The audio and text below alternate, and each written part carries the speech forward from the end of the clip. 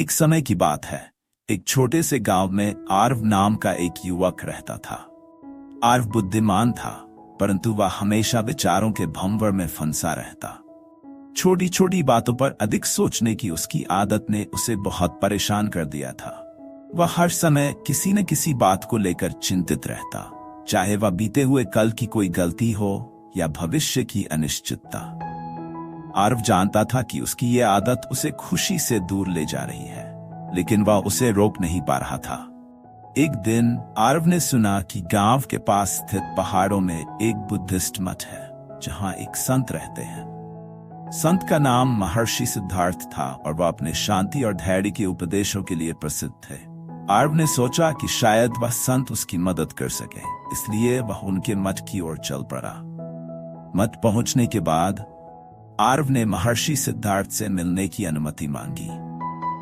महर्षि ने उसे सादगी से अपने पास बुलाया और उसकी समस्या सुनी। आरव ने कहा, महर्षि, मेरा मन हर समय विचारों से भरा रहता है।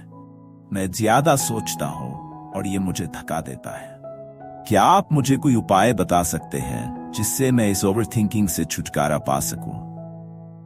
महर्षि सिद्धार्थ ने मुस्कुराते हुए कहा, तुम्हारे मन की शांति तुम्हारे ही भीतर छिपी है, परंतु तुमने खुद को विचारों की बेड़ियों में जकड़ लिया है।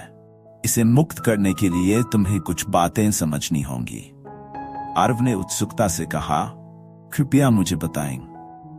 महर्षि ने उसे पहले एक छोटी सी कहानी सुनाई। उन्होंने कहा, एक बार एक किसान था जो हमेशा अपने खेत में काम करने के बाद इस चिंता में डूब जाता था कि उसकी फसल अच्छी होगी या नहीं। वह हर दिन इसी सोच में परेशान रहता और ये सोचकर कि कहीं कुछ गलत न हो जाए, वह दिन रात मेहनत करता, लेकिन उसकी चिंता कम नहीं होती।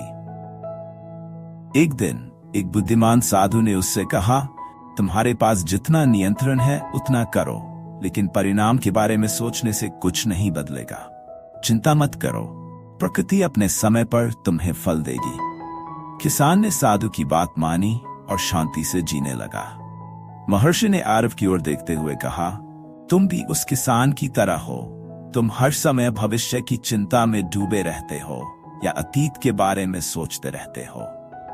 तो मैं क्या करूं? आरव ने पूछा। महर्षि ने उसे 5 बातें सिखाई। वर्तमान में जियो।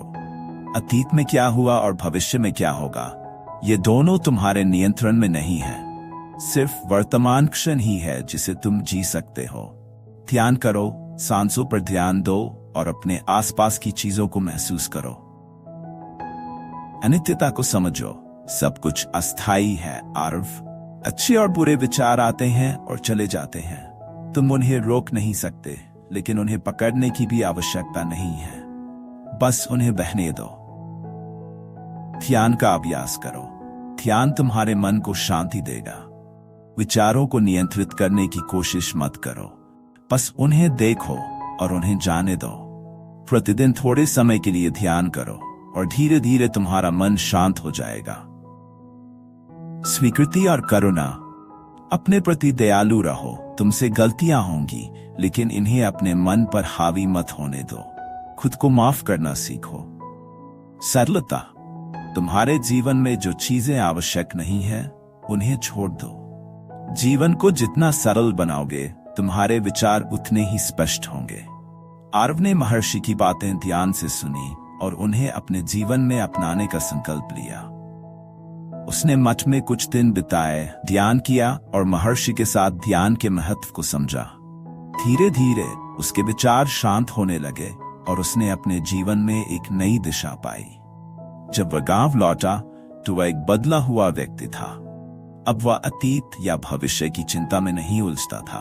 वह वर्तमान में जीने लगा था और जीवन के हर क्षण का आनंद लेने लगा था। उसकी ओवरथिंकिंग की आदत अब बीते समय की बात हो गई थी। यह कहानी हमें सिखाती है कि बुद्धिस्ट दृष्टिकोण से शांति पाना और ओवरथिंकिंग से मुक्त होना संभव है, बशर्ते हम वर्तमान में जीना सीखें और अपने विचारों को जाने दें। धन्यवाद दोस्तों। अगर आपको यह कहानी प्रेरणादायक लगी हो तो इसे लाइक करें, शेयर करें और चैनल को सब्सक्राइब करना न भूलें। मिलते हैं अगले वीडियो में एक और प्रेरणादायक कहानी के साथ।